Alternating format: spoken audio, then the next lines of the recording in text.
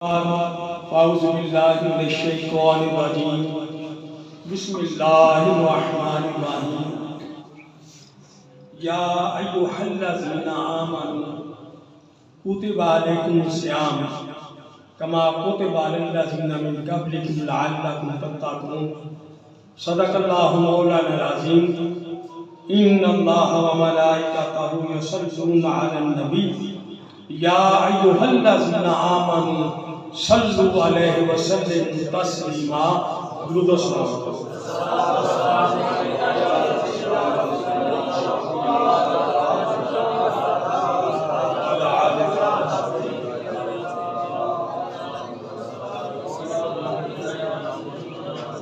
इलाही Medina दिखा दे, इलाही Medina दिखा दे हम सबको वो कैसी अफजल बस्ती है जहां पे मेरे मौला तेरी रहमत दिन रात बरसती है।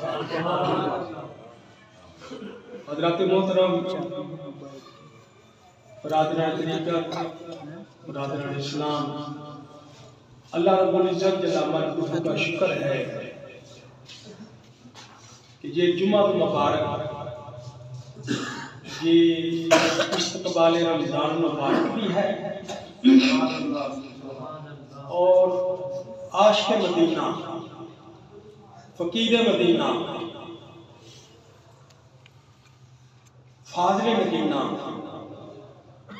अल्लाह के कामिल और अक़रब वली अल्लाह का उर्स मना रहे हैं।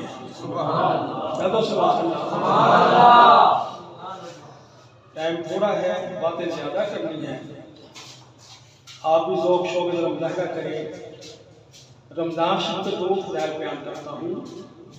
मेरे आका अलैहिस्सलाम ने फरमाया कि 11 महीने तुम नफल पढ़ो तो नफल का सवाब, फ़र्ज पढ़ो फ़र्ज का सवाब। लेकिन आका करीम अलैहिस्सलाम ने फरमाया कि रमज़ान के महीने में एक नफल पढ़ोगे तो फ़र्ज जितना सवाब, और फ़र्ज पढ़ोगे तो 70 फ़र्ज अदा करने का सवाब। फिर फरमाया कि रमज़ान का सारा महीना अल्लाह ताला के नवारों के जलियात का नज़ूर होता है। और सहाबा फरमाते हैं रमज़ान के महीने में हुजूर इतनी सखावत करते थे कि जिस तरह तेज आंधी चलती है उसी सुन्नत पर अमल करते हुए ये आशिक़ मदीना, इनकी जो भी बात करें वो इनफरादी हसीयत है। मसलन बड़ा अजीम कारनामा है कि रमजान के महीने में कुरान पाक तकसीम करते हैं।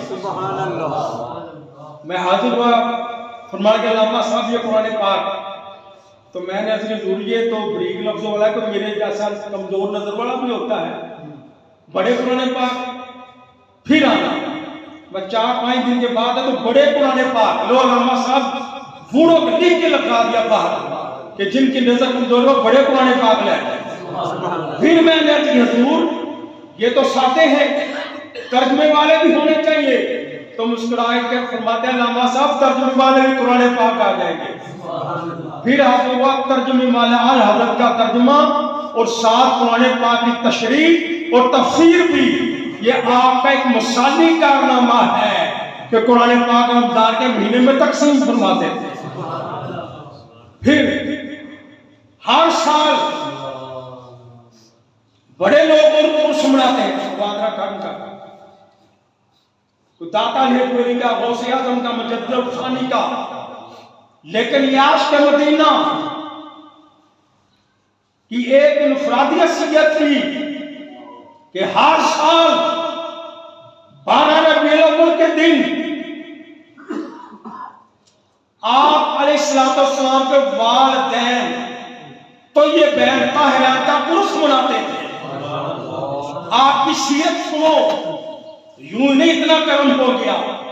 आपकी सीरत ये है कि पीरे तरीक़त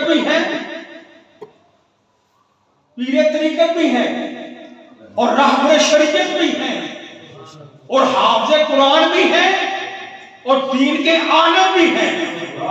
इल्मे ज़ाहिर भी है और इल्मे बातिनी भी है। और कभी कभी यूं होता, ये राज की बात, लोगों को मसाइल ऐसे बताते कि जैसे सरकार से पूछ कर हुजूर इस्लाम की बारगाह में हाजिर होकर आपको शर्फ हाजिरी का ये मकाम मिला हुआ था। और कुरान पाक पढ़ते, हुजूर की बारगाह में हाजिर होते और रूहानियत में पूछते, या अल्लाह ये मसला कैसा है। और फिर आपकी सीरत ये है, आपका किरदार ये है कि शरीयत के ऐन पाबंद थे, कुरान हदीस के आलिम थे, फिका के फाज़िल थे। कई मरतबा फिका के मसाइल पे गुफ्तगू होती, यकीन जाने पता चलता कि आपने इल्मे सरफ, नाहव, मंतक सारे इल्म पढ़े हैं और आने वालों की तरबियत फरमा रहे हैं। करामतें तो बहुत सारी हैं, लेकिन ये पहलू देखो कि आपकी सीरत क्या है। सीरत क्या है कि कोई जान का दुश्मन गया उसको भी सीने के साथ लगा दिया। ये रमजान का महीना आता, लोगों को बुलाते, राशन देते, पैसे देते, अपने पल्ले कुछ ना रखते, जो भी आता अल्लाह की राह में कुर्बान कर देते थे। जो भी आता हुजूर पाक की राह में कुर्बान कर देते थे। और शरीयत की इतनी पासदारी है, हमेशा आपने इल्म पढ़ा, पढ़ाया, सिर्फ पढ़ाया नहीं बल्कि उस पर अमल भी किया है। कैसा अमल किया है कि आने वाले ये पूछते थे। एक मरतबा बहुत दकीक मसला तलाक के मौजू पर मैं आपकी बारगाह में हाजिर हुआ। हुजूर ये मसला बढ़ गया है, किसी ने मसला पूछा है तो फरमाने लगे, लामा साहब बैठो। मैं पहले कमरे में बैठा, दूसरे कमरे में आया, 10 मिनट के बाद आए, अल्लाह की कसम वो उकदा हल कर दिया। मैंने कहा हुजूर ये बताएं आपको कैसे पता चला। तो फरमाया, लामा साहब मुझे नंगा ना करो, मैंने हुजूर पाक से पूछ के बताया है, इमाम आदम अबू हनीफा से पूछ के बताया कि तलाक का ये मसला। नारे तकबीर, नारे रिसालत, नारे हैदरी। इस गुलामे बाहू आशिक मदीना की अजमत यह है कि हर साल 2-3 मरतबा, कम से कम 2 मरतबा तो लाजमी हुजूर की बारगाह में जाते हैं। जैसा कभी खलीफा साहब हमारे ना कारोबार, ना दुकान, ना कुछ भी नहीं, लेकिन क्या है, जिसे चाहा दर पे बुला लिया, जिसे चाहा अपना बना लिया, जिसे चाहा दर पे बुला लिया। ये हुजूर का करम है, हुजूर की रहमत है, हुजूर के एहसानात हैं कि जिसको हुजूर बुला लेते हैं। और फिर ये आशिक मदीना जब हुजूर की बारगाह में जाते तो नजरें नीचे रहती। आज भी उनके साई का ये आलम है। आप फरमाते, मैंने कभी भी नजर उठाकर, मैंने एक मतलब पूछा, लोग कहते हैं कि गुंबदे खिजरा का साया नहीं, और कोई जानवर इधर तो घूमते हैं कबूतर वगैरह, लेकिन गुंबदे खिजरा के ऊपर से नहीं गुजरते। यकीन करें आंखों में छमा आंसू आ गए। फरमाने के, लामा साहब मैंने कभी नजर उठाई नहीं, नजर नीचे ही रखता हूँ कि मैं इस कर्म के कहाँ थका हूँ। ये हुजूर की बंदा परवरी है। मेरी जुर्रत कि मैं रोजा रसूल के सामने नजर उठा के चलूं, मैं तो नजरें झुकाकर, नजरें नीची करके हुजूर की बारगाह में सलात व सलाम अर्ज करता हूँ। तो हुजूर ये मामला क्या है? फरमाया, वहां तो नबी भी हाजिर होते हैं, फरिश्ते तो हाजिर होते ही हैं। आपने एक बहुत अजीम बात फरमाई। फरमाने के, लामा साहब फरिश्ते सुबह 70,000 आते हैं, शाम को चले जाते हैं, शाम को आते चले जाते हैं, लेकिन हुजूर इस्लाम अपने गुलामों को बार बार बुलाते हैं, बार बार बुलाते हैं। ये आपकी करम नवाजी है और आपकी सीरत सुनो मुसलमानों। मैंने हुजूर आप कुरान पाक कितने पढ़ते हैं? यह मेरे साथ बड़ी राज की बात है। फरमाते हैं अल्लामा साहब, लोग तो रात को सो जाते हैं लेकिन मुझे नींद नहीं आती, मुझे नींद नहीं आती। हुजूर आप क्या करते हैं? फरमाया मैं अपने मरीजों के लिए दुआ करता हूँ, जो इस दर्द पे आता है उसके लिए दुआ खैर करता हूँ। और ये अल्लाह के वाले खुश नसीब हैं कि इस आशिक़ मदीना फाज़िल नगीना आपका इस इलाके में ये एहसान है कि यहाँ पर दीन की, फिर इस मस्जिद में सैकड़ों लोगों के ने आपका कुरान पाक पढ़ाया, सैकड़ों लोगों ने कुरान पाक पढ़ाया है, मस्जिद में खिताबत की, इमामत की। लेकिन जो भी आता वो गरीबों में तकसीम करते थे, जो भी आता वो यतीमों मस्कीनों में तकसीम कर देते थे। एक मरतबा सर्दी का मौसम था, एक आपका मानने वाला आया, उसने कहा हुजूर ये मैं सवात से कंबल लेकर आया, सवात से गर्म ऊनी कंबल। तो इतने में एक माई साहब आई, हुजूर मेरी मदद करो। आपने वो कंबल उठाया, फिर खुफिया तौर पर उस कंबल के अंदर कुछ पैसे रखे, लो माजी कबूल फरमा।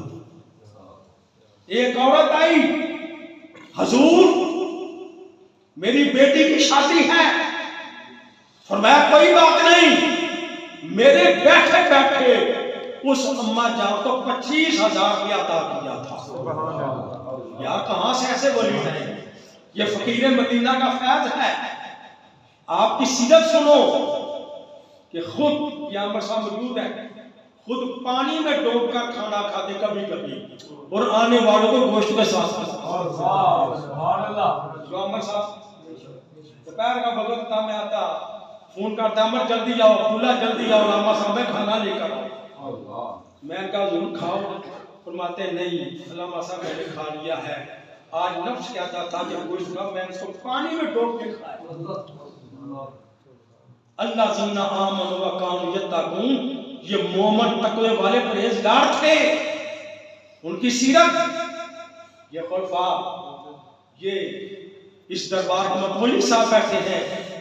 यार यकीन जानो इस मर्द फकीर के सदके मुझे ईमान है कि ये पूरा इलाका इस पर अनवार तजल्लियात का नुज़ूल होता है। ये खुशकिस्मत लोग हैं, ये अल्लाह के वाले, ये पीर भाई इस आस्थाने से जो मुंसलिक है। नाराज ना होना, मैं एक बात अर्ज करता हूँ कि अदर साहब ने हमारे साथ इतना प्यार किया, इतना प्यार किया, कमाल हो गया। तो हम वफा तो करें, हम वफा तो करें ना। मैं 8 दिन के बाद ना जरूर मैं बीमार हूँ, लेकिन फिर भी बुला लेते हैं। ये 5 दिन हो गए हैं, मेरा बेटा बोलता बड़ी मुझे तकलीफ है। ये सुबह शायद मेरा ऑपरेशन ये उंगली का, लेकिन बुखार भी है। लेकिन मैंने कहा नहीं, उस मर्द कलंदर के मेरे ऊपर बड़े एहसान है, बड़ी नजर करम है। वो आलम तखय्युलात में बड़ा जुमला कहने लगा हूँ। आलम तखय्युलात में अल्लाह से बड़ा सुना गया, अल्लाह क्या मिलेगा? कुरान पढ़ा तो फरमाया जो अल्लाह के गुलामों के साथ वफा करता है, कुत्ता वफा करे, असहाबे कहफ का कुत्ता, वो अल्लाह ताला तो उसको भी जन्नत अता फरमाएगा। तो फिर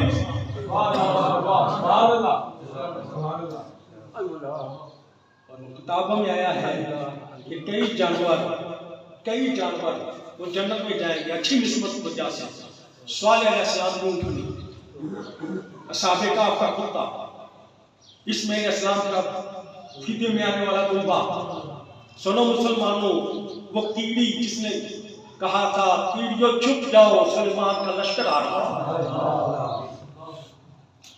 वो भेड़िया जिसने कहा था कि याकूब अलैहिस्सलाम मैंने आपके बेटे को नहीं खाया, वो भेड़िया भी जन्नत में जाएगा। पढ़ो हदीस तफसील है। मेरे आका अलैहिस्सलाम के सदके, ये हुजूर का सदका है। आओ सुनो इस आशिक़ मदीना को आखिरी अल्फाज अर्ज करने लगा हूँ। ये जो कुछ भी मिला है ये हुजूर पाक का सदका मिला है। क्यों कि मेरे और तुम्हारे आका मरकज़ अनवार व तजल्लियात हैं, इस कायनात के मंबा हैं, इस कायनात के मरकज हैं, और जिसको जो कुछ भी मिला है ये मेरे हजूर का सदका मिला है। नबियों को नबूवत मिली है, रसूलों को रसालत मिली है, इमामों को इमामत मिली है, खलीफों को खिलाफत मिली है, शहीदों को शहादत मिली है, सहाबा को अज़मत मिली है, अहले बैत को तहारत मिली है। तो ये हजूर का सदका है। और इन वलियों को वलायत मिली है, अबुल बयान को करामात मिली है, फकीर मदीना को इस्तकामत मिली है, और आज हमें यहाँ आने की तौफीक मिली है। तो ये भी हजूर का सदका ही मिला, ये हजूर का सदका है। तो अब नमाज मगरिब का टाइम करीब है। मैं फिर अर्ज करता हूँ कि इस आस्ताने के साथ जो वो बस्ता है वो वफा करे, वो आया करे। हर जब महफिल जिक्र होती है और फिर देखना यहाँ आने वाले महरूम नहीं रह सकते। सुलेमान हजरत बनी इसराइल की उम्मत का बनी, उसने 100 कत्ल किया तो उसकी बख्शिश हो गई। और ये तो मोहम्मद मुस्तफा की उम्मत का वली है, ये तो सैयदा आलमीन का गुलाम है, मौला अली का गुलाम है, सिद्दीक़ अकबर तमाम सहाबा का गुलाम है। तो जिसको इसके साथ निस्बत हो जाए क्या वो जन्नत में ना लेकर जाएंगे? अल्लाह जो पाल प्रीत को तोड़ देने जिदी बाह कर दे। अल्लाह ताला हम सबको इस आस्ताने के साथ निस्बत और राब्ता रखने की तौफीक अता फरमाए। और अल्लाह ताला हम सबको इस मर्दे के अंदर आशिक मदीना के फैज़ और बरकत अता फरमाए। खलीफा साहब कह रहे हैं कि उम्र सेहत के लिए दुआ करें, तमाम बीमारों के लिए दुआ करें कि अल्लाह ताला हम सब पे रहमत करो फरमाए।